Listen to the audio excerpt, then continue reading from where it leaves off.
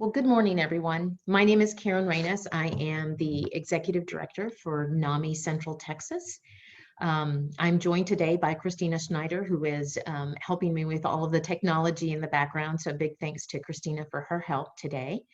If you're not familiar with NAMI Central Texas, we are the local affiliate of the National Alliance on Mental Illness, and we do all kinds of great programming in our community, free classes, support groups, as well as a whole range of presentations, workshops, and trainings for schools, workplaces, law enforcement, faith communities, just all kinds of great programming that we offer at no cost. During this time, as our community has been in shelter in place and really dealing with the coronavirus crisis, we have pivoted to online programming, which has been an amazing experience for us. We've got some great additional webinars that we are providing for the general community. Today's presentation on supporting the mental health of your team during global crisis really grew out again of necessity. We were hearing a great need for understanding how do we support the mental health, especially of our teams as they're trying to work remotely. So we're thrilled to have you join us today. We hope that you will walk away with just some ideas and maybe a few tips and tools and suggestions that might help you in addressing some of the mental health needs of your team during this time. Before we get started, a few things. So one is I'm dealing with some allergies. So excuse me, I've got a cough drop in my mouth and I may cough a few times, and it's just all of the pollen that's out right now. So I'm trying to control that. So just know that. There is an opportunity for you to ask some questions. We'll actually have some time that we address questions at the end of the webinar. But in the meantime, if some questions come up, you can just drop those into the chat box, and then Christina will make me aware if there are some questions that are percolating up. Gosh, I think that's it. We're right at 11:01, and so I'm just going to go ahead and get us started so that we can honor your time and have you off of this webinar by noon. We are recording this webinar, so if after you've watched, if you feel like this is something that other folks that you work with, your colleagues might benefit from this as well, we can certainly make the recording available also. So in the midst of us talking about mental health, I think it's really important that we recognize some of the tools that are available to us as we navigate some of the stress and anxiety during this time. And I think one of the best tools that we have available to us is controlled breathing. So I actually thought that it would be great for us to start with that. So we're actually going to start with a real quick 1-minute breathing exercise. There we go. Slides were giving me some problems there. We're going to start with a real quick breathing exercise. And this one in particular is from Headspace, which is an app that you can use for all kinds of meditation and breathing. So I want you to just join me for this minute and sort of settling ourselves and just being mindful to this time with this really great breathing exercise. So sitting comfortably, just taking a big deep breath in through the nose, out through the mouth. As you breathe in, noticing how the body expands. As you breathe out, just watching the body soften as you gently close the eyes. And rather than the mind leading the breath, allow the breath to lead the mind. Notice the sensation of the breath. Notice it where you feel it in the body. If you need to, you can just gently place your hand on the stomach. And just following that rising and falling sensation. Nothing else to do. Allowing thoughts to come and go. And when you're ready, just gently opening the eyes again. All right. That was a quick 1-minute breathing meditation from Headspace. Again, a really great app that you can take a look at if you haven't. But these are the kinds of really great and simple tools that you might be able to provide your team and also just for yourself during this time. So let's talk a little bit about what the current situation is in terms of how it's impacting everyone's health and what it is that you as a leader should be doing in this respect. So I think one of the things that's really interesting is we started doing a whole lot of work in workplaces before all of this happened. So probably for a good year and a half, we've been in workplaces providing all kinds of mental health education and tools and ideas for how to talk more openly about mental health in workplace settings. So I think here's some really good news is that this is an opportunity where you're sort of primed to be able to start those conversations really organically and positively. So leadership should definitely be creating the kind of space and environment in which you let your team know that not only is it okay to talk about mental health, during this time of crisis, it's absolutely important that you do that. It's also really important to provide some ideas and tips for encouraging small changes.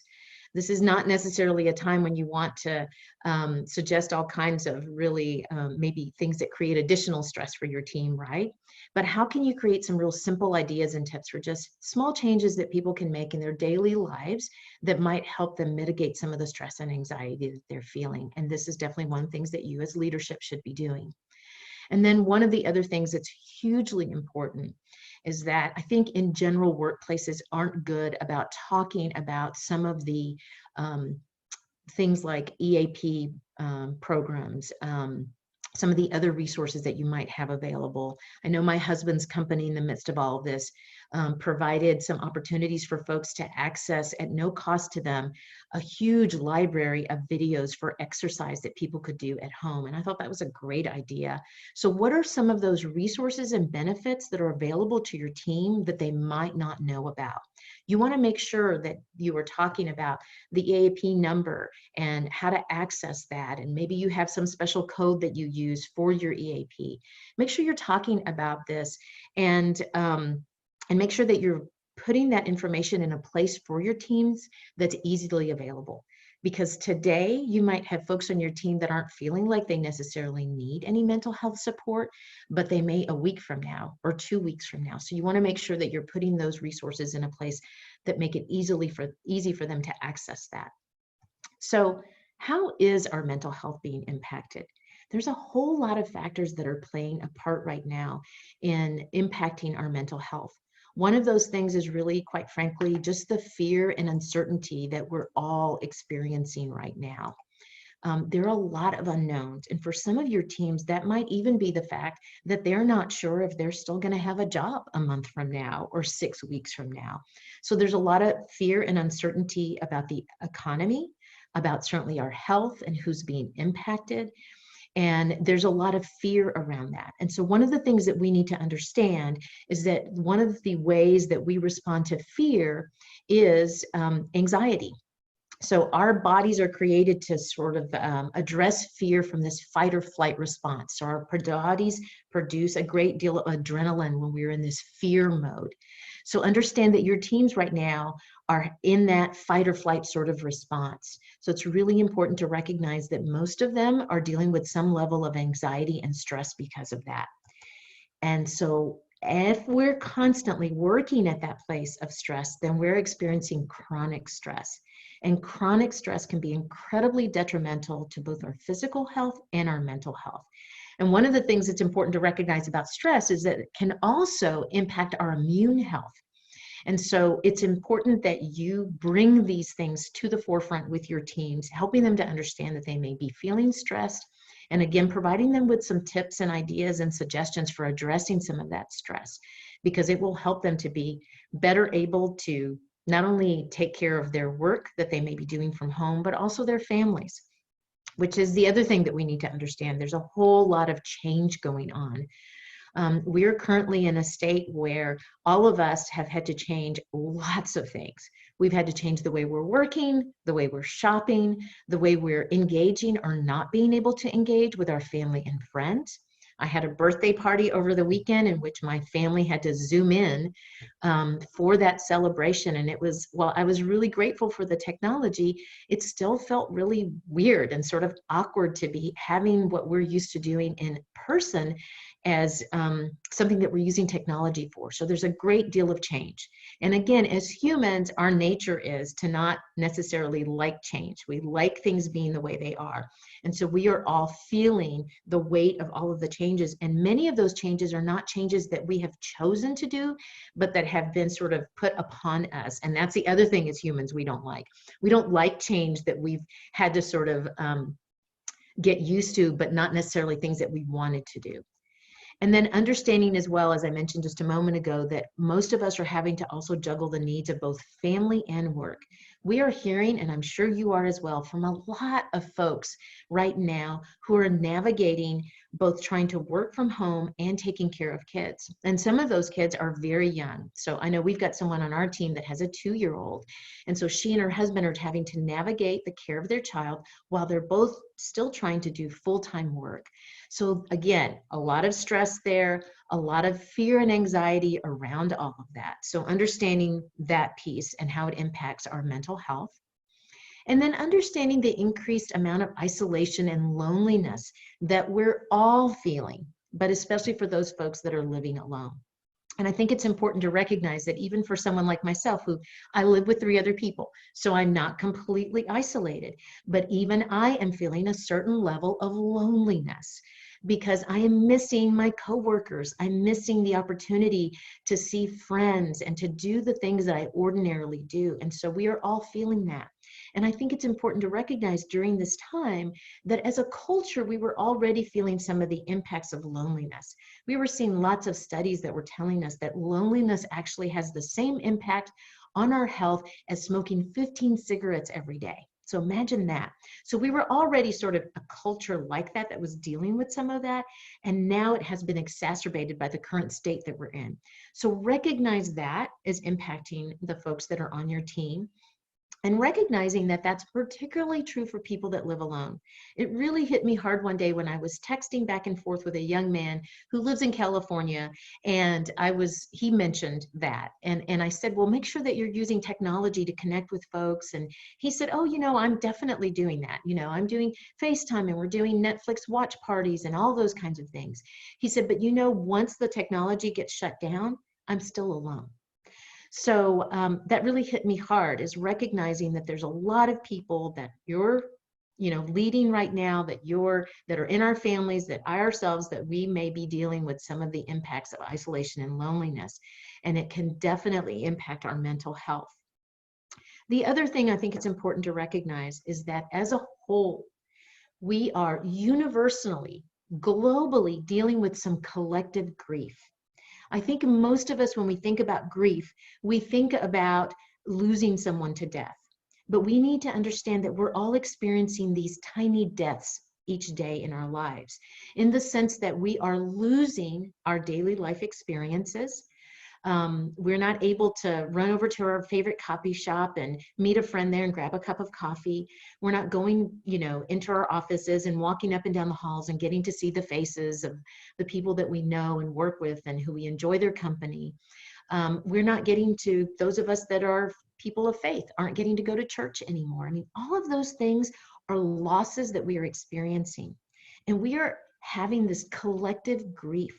And it's so important that we recognize that, because that impacts our mental health, and it also impacts our relationships, because grief is one of those things that we all navigate a little bit differently. There's these stages of grief, and we can all be at those stages at different times and experience them differently.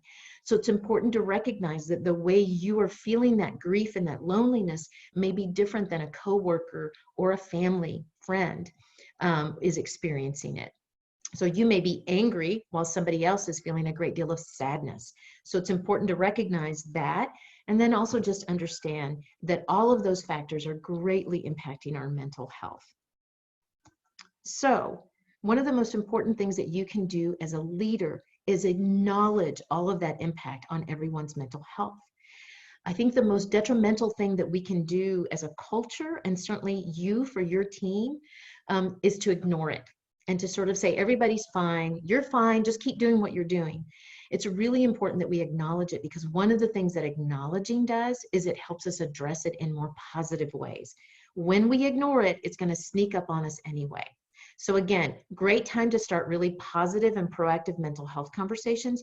You as a team, you and your, with the people that you're working for and you're leading, making sure that you're starting these real positive conversations. Keeping in mind that this can be a really difficult time, especially for those who are maybe more vulnerable. It's important to understand that there are folks that are on your team that may not have ideal situations. There may be people that were in the middle of separating or divorcing who are now having to shelter at home together. There are people who are dealing with domestic violence, who may have loved ones at home that they're taking care of who already had other underlying health issues, who may have serious mental health issues, and again, folks who may have kids at home. So there's a lot of people dealing with lots of different factors that make them vulnerable. So recognizing that is really important, acknowledging that people are navigating that. This is also a time when there are folks on your team that maybe have never shared with you that they live with some sort of mental health concern. And this may be the time when they open up to you. So you need to be prepared for that. And one of the ways you can be prepared is to make sure that you know what the resources are that your organization has that's available, and that you know who it is that folks can reach out to ask for help. Certainly, as I mentioned earlier, that EAP, what are some of the other resources in the community? We're certainly a great resource that offers all kinds of free classes, and now we're offering things online so people can access our support groups online. And on our website, we have other resources that people can access. So know what those resources are so that you can be prepared to offer those when people come to you. And then lastly, so incredibly important that you affirm what everyone's going through and normalize it. We're all feeling a little bit like we're weak and wimpy and whiny when we're having these feelings of sort of being in a funk and feeling like we're not working at that level that we're accustomed to working at. So just affirm that with your team and say, you know what, this is a difficult time for all of us. You may feel not quite yourself these days or feel like you're not functioning at the, at the 100% that you're used to. And that's okay. That is normal what we're experiencing right now. And we're all having this experience. So important to do that. So what else can you do as a leader that's really important?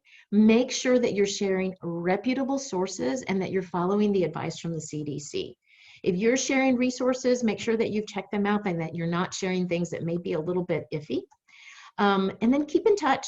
And when you're keeping in touch, just try to be honest and authentic and sincere about what's going on. I think that there's going to be at times when what we need to do is, as I said before, is really just acknowledge the anxiety and stress that's being caused by all of this uncertainty. And that's part of the sincerity and the ability to be authentic, is to name those things. And then be prepared to say, I don't know, when you don't know, when your team asks you questions. I know we had a staff meeting a couple of weeks ago, and I had some staff that asked me, are we at risk of losing our jobs? Which is a valid question to ask in the midst of all of that fear and uncertainty. And what I was able to say is, we are committed as an organization to make sure that we keep everybody in place. But I don't know what it's going to look like 6 months from now, but just know that we are committed to making sure that everyone keeps their jobs. So just make sure that you're being honest when you don't know an answer to a question, and then make sure that you follow up when you do know. And that's what I promised our staff. Hey, I promise when I know anything that's anything different, I'll make sure to share that with you. And then make sure that you're offering and managing information well and strategically. Don't overwhelm your team by giving them information that they don't need. Make sure that you're being thoughtful about what kinds of information you're sharing it, and that you're sharing it in a way that's strategic, and that you time it in such a way that seems appropriate. And then I've said this before about offering ideas and suggestions and support, but in particular, offer your team support for working remotely. What are the things that they can be doing to ensure that they can be successful in doing that work? One of the things that I think is importantly critical is using technology to build in or to bridge some of that workplace social gap.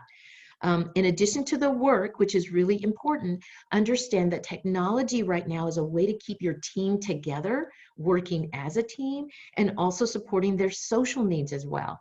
We are now physically distanced from each other, but we need to stay socially connected, and that's important for your team. So make sure you're providing equipment and support for your team to help them stay connected, and then really encourage the use of video calls and conferencing. You know, so much of our communication, if it's only in writing, what we know is that only about 7% of our communication is really powerful when it's words, only about 7% of it.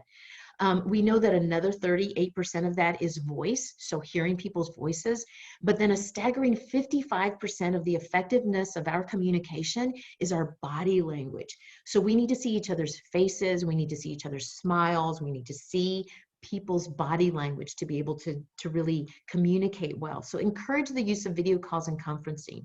And then make sure that you're following up with staff and reminding them that there's all kinds of ways for informal conversation, whether that's text or calls or instant message or whatever you use in your office. Remind them that there are ways to stay connected while they're working together. And then consider setting up some video call, lunches, coffee breaks, birthday celebrations, you know, whatever those celebrations are, make sure that you're setting up an opportunity to do that as a video call so that people, again, still have this sense of unity and have this sense of working as a team. And then you as a leader, make sure that you're setting up opportunities for regular work and mental health check-ins with your teams and direct reports. Now, when I talk about a mental health check-in, it can be as simple as maybe you're starting every check-in with a simple, hey, what's everybody's highs and lows for this last week? And that gives you an opportunity to hear what are the really positive and things that folks have to share with you. And then what are some of the things that have been struggles? So take opportunities to just check in. I know staffs that are just actually naming it that and saying, hey, what are you doing for self-care this week? And how's your mental health going? However you feel comfortable doing that as a team, but making sure that you're providing some regular check-in opportunities. Okay. And then offer some support for working remotely as well. I'm not going to go through this whole list, but I think this is, again, you may have teams that have been working remotely previously, but they maybe are not used to everyone working remotely. Or you may have teams like our team. We've never worked remotely before. I mean, we've all had opportunities where people could work from home if they felt like they needed some project work that they needed to get done. But this is the first time that our whole office is actually working remotely. So we had to really share ideas on how to do that effectively. And it's really simple things like really creating some space. You know, even though it's a great opportunity to be a little more relaxed, what does that look like to work in your PJs every day? I think we need to understand that so often if we're getting up and just stumbling out of bed and going to our workspace, sometimes that can impact our mental health and our well-being. And then reminding folks to take a lunch break, to shut down their office at the end of the day is really important. I'm using my formal dining room as my office right now. So it's really important for me. Literally, I have to like shut down at the end of the day and really see this as workspace and not be lured into doing one more email because my office is just right there. So make sure that you're sharing these kinds of tips and tools and ideas with your team. And then lastly, you want to make sure that you're really encouraging self-care.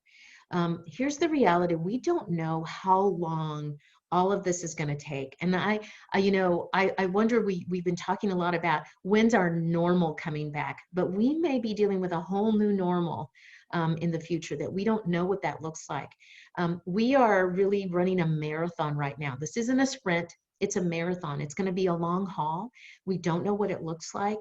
And the reality is that you are being a good leader if you're encouraging your staff, your teams to take good care of themselves. And there's some really simple things that folks ought to be doing right now that you can encourage. One is making sure that they're managing their information intake. Right now we are bombarded with information. Literally 24/7, you can access latest updates on everything that's going on, new numbers, new data, new maps, new graphs of what, our, curve looks like, all that kind of stuff. This is overwhelming and detrimental to us all. I've really been encouraging folks to say, hey, take a certain portion of your day and say, this is my time when I'm going to intake on news. I try to do it in the morning. So I listen to NPR, I read the newspaper, and I say, okay, I'm done for today. I'm not going to listen to news at the end of the day again, and I'm going to try not to access it during the day because it's just too much. The other thing is really helping people to understand that they've got to recognize what their needs are during this time. And being able to name that and then being able to share that with other people, whether it's their families or their teams that they work with. And your need may be, hey, I need a little bit of alone time because I'm home all the time with the kids and with everybody, and I feel like I'm constantly connected because I'm at home now working. So does it mean that I need some alone time where I just take a walk? Does it mean I need to make sure that I'm scheduling some time during the day to exercise, that I'm taking time to have a meal that's not where I'm sitting in front of my computer, whatever that is. One of the other needs that people might need to address is that need to worry. One of the things that I've really been encouraging to do is to imagine what it looks like if we just schedule a time where we worry. What is that time during the day when you say, okay, I'm going to take 30 minutes where I'm going to worry, and I'm going to maybe sit down and write down all the things that I'm worried about. And I might even categorize them and say, here's some things that I can do something about. Here's some things I can't do anything about.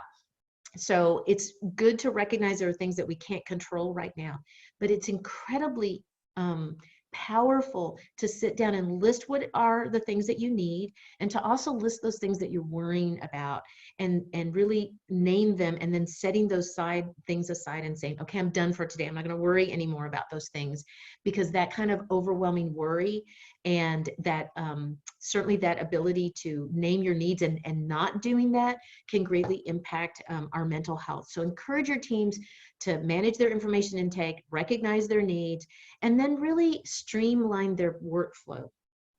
And I say this because I think we have to recognize that we may not be working at the same level and capacity that we were working at previously when we were all in an office together.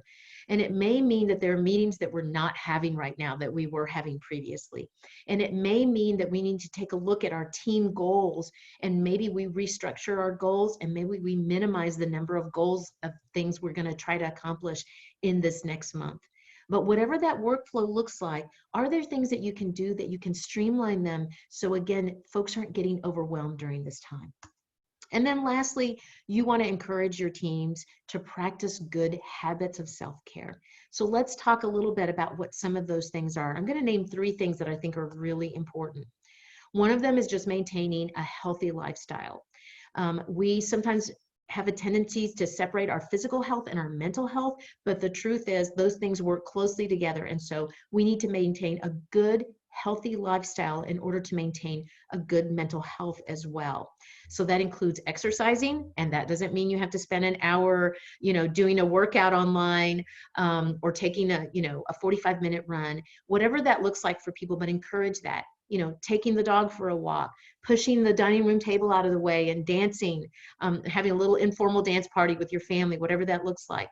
Making sure that folks are eating healthy is really important. It's such a different experience to be working at home and having the kitchen and fridge close by, especially after just this holiday weekend. The temptation is there to go and nibble on sweets and whatever, but that healthy diet is a fuel for our bodies to ensure that we stay healthy, that we keep up our immune system. So you really want to encourage a healthy diet. That's one thing as far as leaders that you can be doing, is maybe sharing information on things that people can make sure that they're doing in terms of maintaining a healthy diet, whether that's recipes or just suggestions for things like that.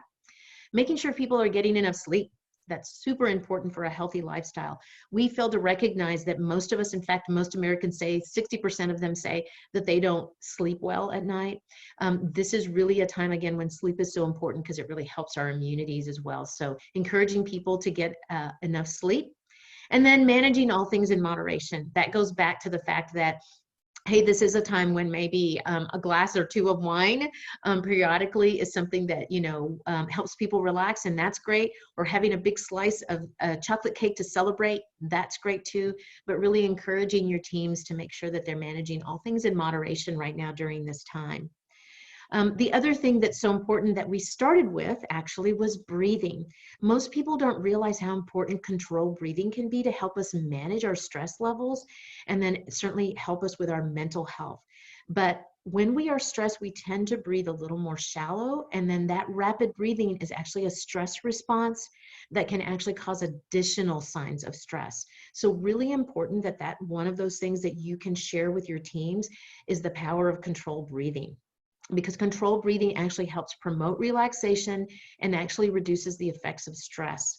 So that 1 minute, very simple controlled breathing exercise that I did with you at the beginning is a really great example. There's also things like boxed breathing, alternate nostril breathing, meditative breathing, and there's all kinds of resources online that are available. All you need to do is search.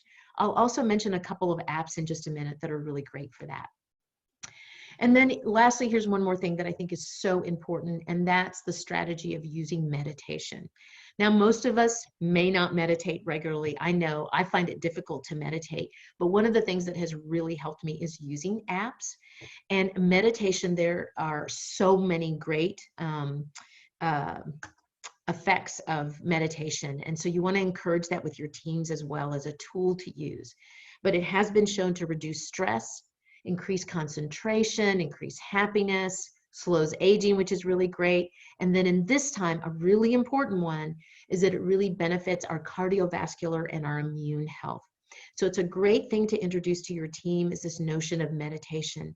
Again, I find it really difficult to sit for 20 or 30 minutes to meditate, but I use an app 4 or 5 times a week. I tend to think really helps in terms of, I notice that I'm far more relaxed. I'm able to concentrate a whole lot better.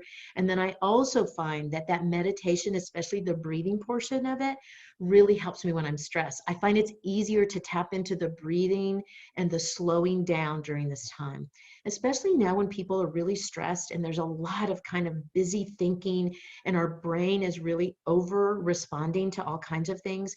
Meditation can be a really great tool for folks.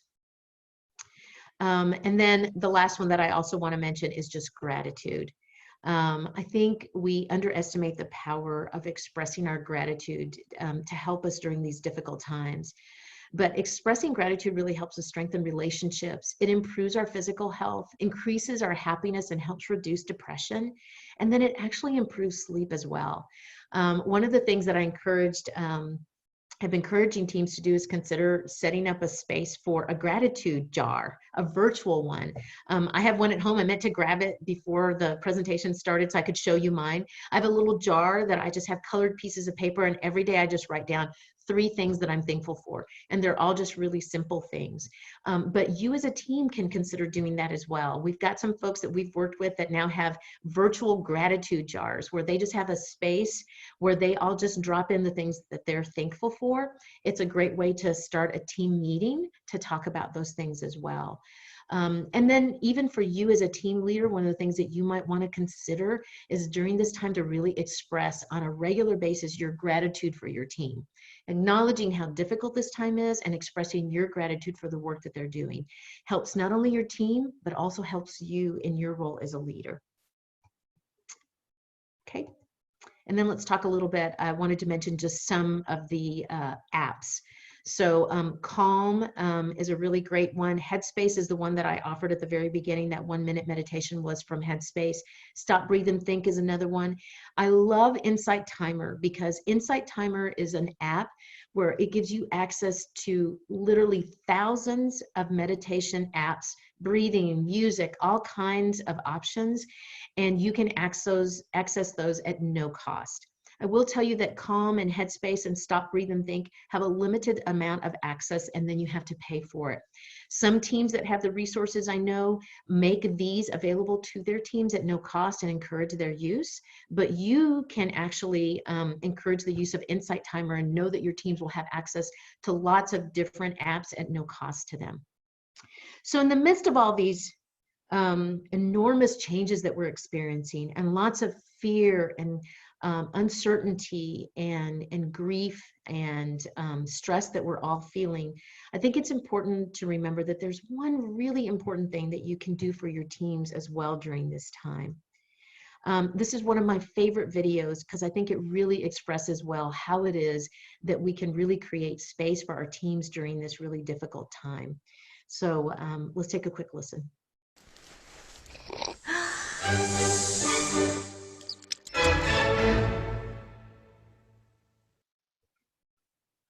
So what is empathy, and why is it very different than sympathy? Empathy fuels connection. Sympathy drives disconnection. Empathy, it's very interesting. Teresa Wiseman is a nursing scholar who studied professions, very diverse professions where empathy is relevant, and came up with 4 qualities of empathy: perspective taking, the ability to take the perspective of another person or recognize their perspective as their truth, staying out of judgment, not easy when you enjoy it as much as most of us do, recognizing emotion in other people and then communicating that. Empathy is feeling with people. And to me, I always think of empathy as this kind of sacred space when someone's kind of in a deep hole and they shout out from the bottom and they say, I'm stuck, it's dark, I'm overwhelmed. And then we look and we say, hey, you can climb down. I know what it's like down here, and you're not alone. Sympathy is, ooh, it's bad, no, you want a sandwich? Empathy is a choice, and it's a vulnerable choice, because in order to connect with you, I have to connect with something in myself that knows that feeling. Rarely, if ever, does an empathic response begin with "at least."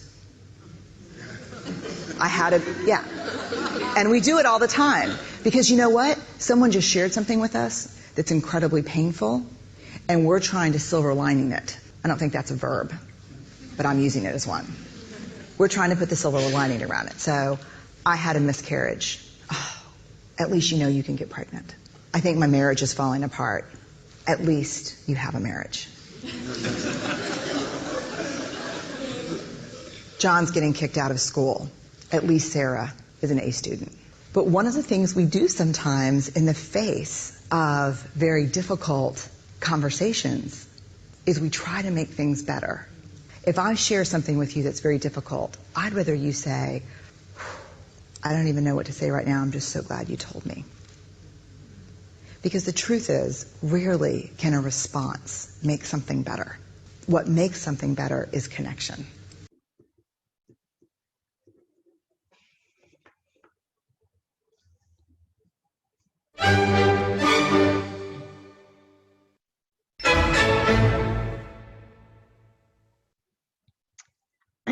I don't know if you recognize that voice, but if you're a Brene Brown fan, that's who that is. I'm a big Brene Brown fan, and I've watched that video, I can't tell you, hundreds of times, because I have to constantly remind myself of what empathy looks like.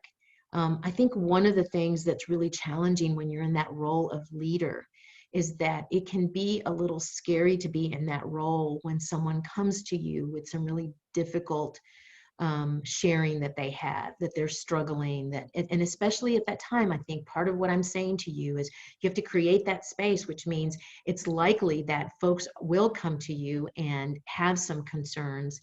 And I think in a leader perspective, sometimes it can be a little overwhelming to know what to say, right? Because I think by our nature, sometimes as leaders, we think we've got to put our cape on and fix it, that we have to come up with solutions. And so many times what we tend to do is what that at least does, right? That at least makes us feel better, because we want to push the fear away and we want to say, well, at least you've got this or this going on, right? So it's not so bad.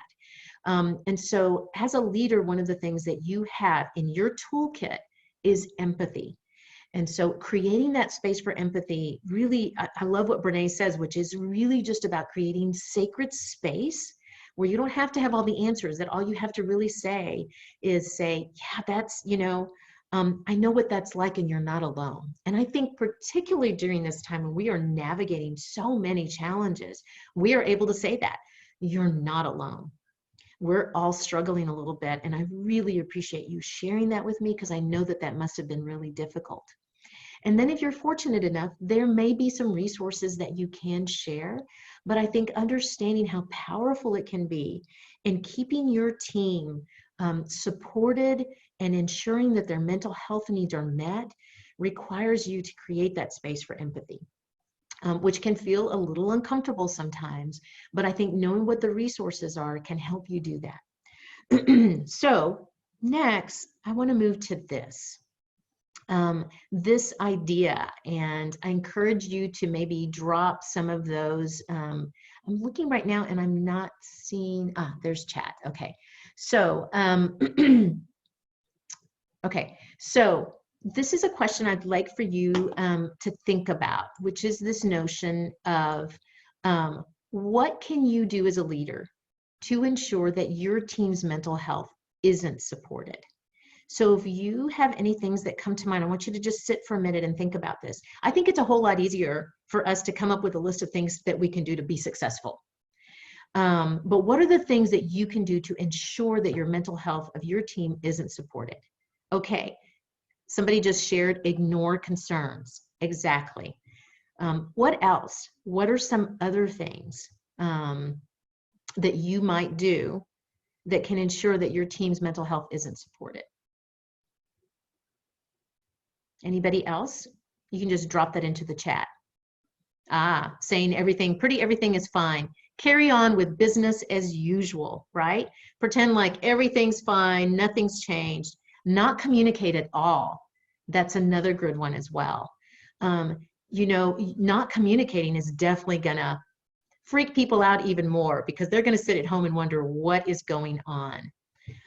Pretend you're okay, right?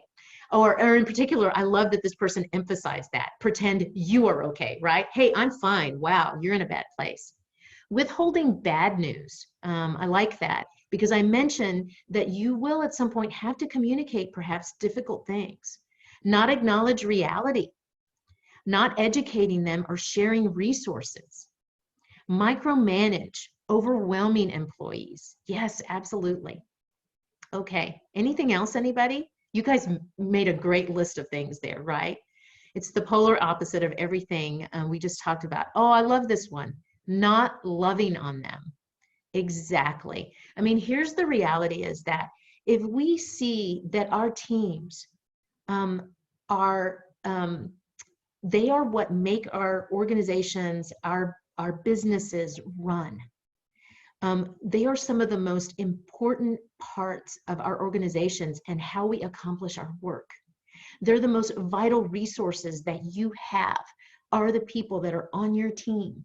And so you absolutely have to utilize this time as an opportunity to make sure that you are loving on them by supporting them, by letting them know that you're here for them. And then that ability to be really vulnerable and honest and to share what you're struggling with as well creates that real sense of we are really in this all together and can be incredibly powerful as well. Okay, love that list that you guys came up with. Thank you for participating in that. Okay, now, what are some of your questions? You again can enter questions into, you can share it with everybody if you want, or if you want to just put it into all panelists, you can, but any questions that you have right now in terms of what you heard, if you want to share those in the chat, either with everyone or just with the panelist, either way.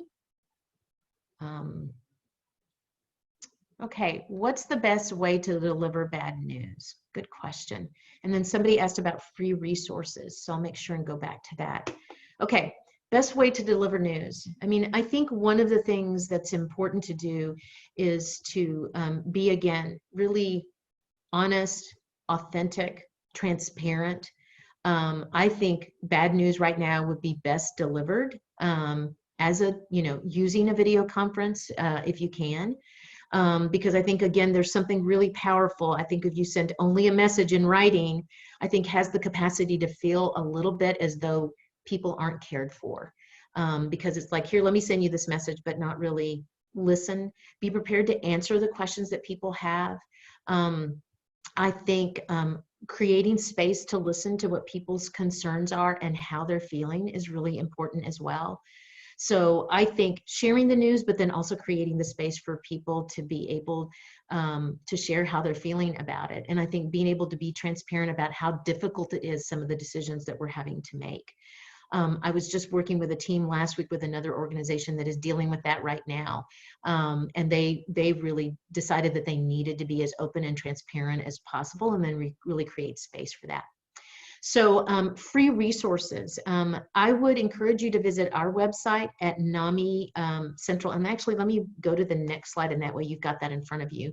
I think at our website, we've got a landing page where you will see a link to all of our coronavirus resources, and there's a whole lot of information, but then also links to online support groups and some of our online programming, and you can count on our programming to be really good programming. And then anything that we link will be good links that we trust. I mentioned Insight Timer, that I think is a great meditation breathing app to share with your employees. I'm trying to think if there's any other things that come to mind. SAMSH, so that's let's say SAMSH. We can, one of the things that we can do is I can make sure that we send out a link afterwards, because we do have your email addresses, with some other resources that we might recommend that you share with your employees. And then you might also, if you have an EAP, you might tap into them and find out if they have any additional free resources that they can share with you. Somebody asked a great question. Is sharing the resources enough? How do you encourage their use? I think one of the best ways to encourage the use of these resources is to talk about how you're using them. So one of the things that I think you want to do is don't overwhelm your team with resources, right? So don't send 20 things that people can do. You might just send 2 things. I mentioned a couple of things that I think are really helpful for, stress and anxiety, which was the breathing and the meditation. You might even just list that, and maybe gratitude kind of things. Like, give them like 3 things. And then I would encourage you to use those resources yourself so that you can talk about, hey, I just started using this meditation app and it has helped me so much during this time. I think that's one of the best ways to talk about it. I think you can also do things like, can you schedule some time where, as a part of your team meeting, do you start with one of those really simple meditation exercises that I just showed you? I mean, a 1-minute meditation, that one that I shared with you from Headspace, I found it on YouTube. You could do a video call and have everyone do that for 1 minute at the start of your meeting, because I think having that experience really gives folks an opportunity to see what that's like. Okay, let's see what some of those other questions are. Oh, resources for people that might need therapy but don't yet have an established relationship with a therapist right now. I think that there's some great, here's the great news, is I think in our community, almost all of the therapy offices that we're familiar with, that we work with, excuse me, are all going to online therapy, and they are definitely utilizing the video stuff, and many of them are taking new folks right now. So even if folks don't have an established therapy, it's a great time to tap into someone. And I think one of the things that you might consider doing is encouraging Psychology Today.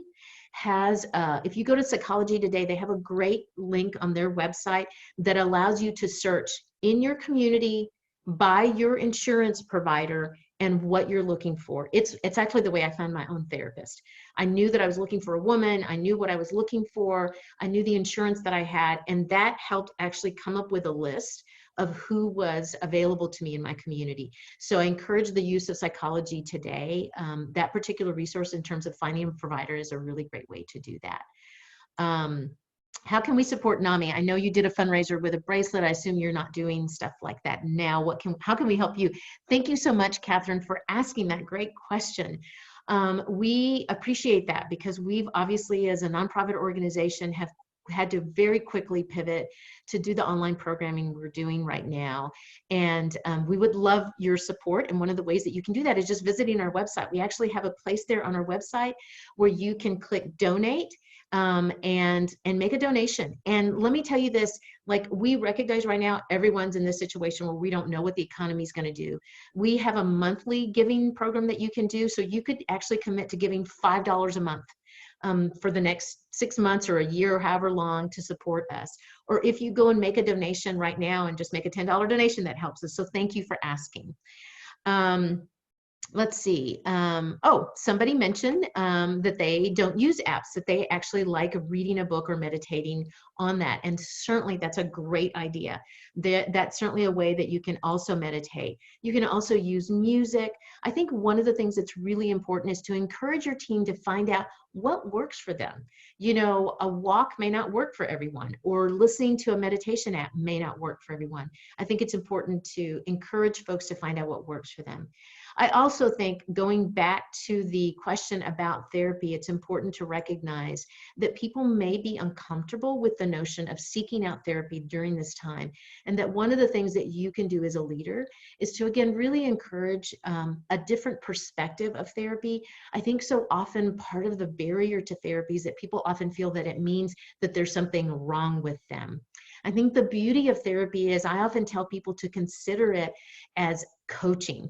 That sometimes when we are learning to play a new sport, we might go and seek lessons to help us be better at, serving our, in tennis, right? And so this is really someone that is going to help coach us during a difficult time and help us figure out what's the toolkit we need to develop to navigate this well with our mental health. So think about that in your role as a leader in terms of how you communicate the need for therapy, because I think it's a great thing to encourage for your teams right now, is understanding that the mental health of all of our mental health, regardless of where we are along that spectrum, is being impacted right now. So encourage your teams to seek out therapy and really see it as an opportunity to experience a coaching experience. Does NAMI recommend any other of the text or online therapy apps that you see all over the place? I haven't utilized them nor seen any of the reviews for them, so I don't tend to recommend them, only because I'm not familiar enough with them. I will tell you that we do encourage the use of crisis text line. So that number is 741-741, and I'm going to drop that into the chat box right now so you can see that. That's the crisis text line. And I think that's a great resource for folks to know about.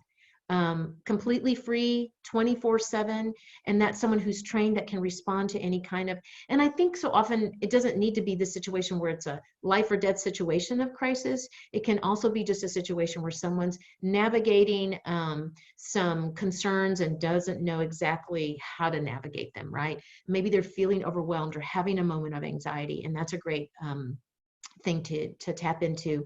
Christina, will you also drop in there the Integral Care helpline? So Integral Care is our local mental health authority.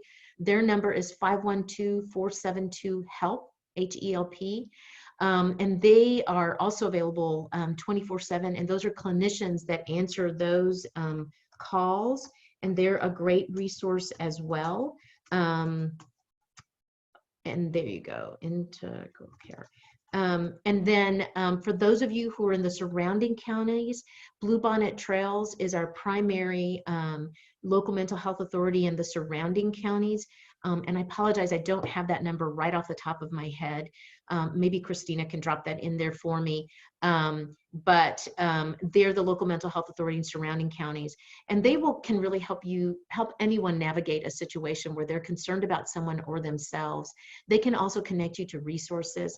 I also want to make sure that you know that during this time, our offices, while we may be working from our homes, we are answering phones and emails.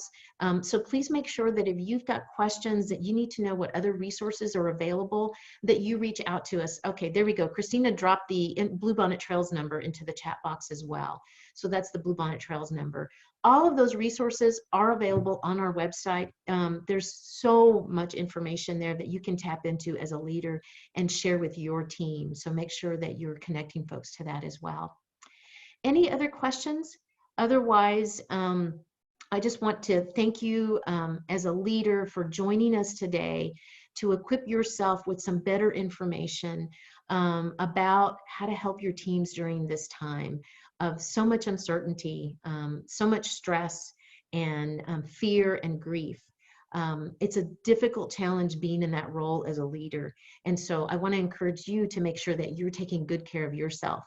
I have to remind myself every time I do this kind of presentation that I need to follow my own advice that I'm giving, because even for those of us that work in this field, we forget sometimes that we also have to slow down and take good care of ourselves. And I think if you're working with teams that are also in that kind of work where they're help type people, where they're frontline folks, or they're answering calls from folks that may be distressed, they also need to make sure that they're taking good care of themselves. So thank you so much for joining us today. Again, we're going to make sure that this recording is available. So if you've got any folks that you know, colleagues that would like to watch that, they can. But also, I just want to point out that we are offering this again, and maybe Christina can help me by dropping in the Zoom link for Friday's presentation of this same topic. So on Friday at 11 o'clock, we're going to be providing this same presentation again at no cost. So make sure that if you've got any colleagues that you think would benefit from this, that you send the link to them and encourage them to participate as well. Just know that NAMI Central Texas during this really difficult time is here for you. Make sure you're reaching out to us if you need some resources or if you've got any questions after this in terms of how to support your teams. We want to certainly be a good resource to you. And we want to thank you for taking this time to join us today. There's the link to the webinar on Friday. So we'll follow up with some of those resources as well as that Zoom link so that you're able to share those with your colleagues and your teams. Thank you so much. Stay healthy. Be well, and thank you for all of your support and help during this time to our organization as well. Have a great day. Bye-bye.